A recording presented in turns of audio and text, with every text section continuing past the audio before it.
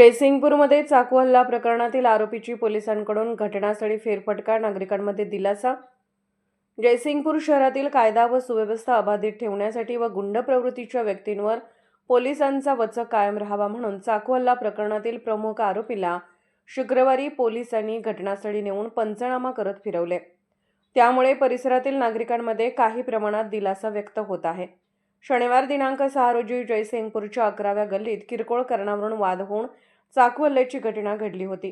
दारू पिण्यासाठी पैसे दे या कारणावरून सुरू झालेल्या वादाने हाणामारीचे स्वरूप घेतले. यात आकाश नलवडे व शाहरुख मुजावर हे दोघे जखमी झाले होते. या प्रकरणातील दहशत माजवणाऱ्या संशयित आरोपी पुंडलिक गोविंद गाडीवडर वय 30 राहणार 13वी गल्ली जयसिंगपूर यास जयसिंगपूर पोलिसांच्या शोध पथकाने सापळा रचून सोमवार दिनांक 8 रोजी मिरज बस स्थानक येथून ताब्यात घेतले.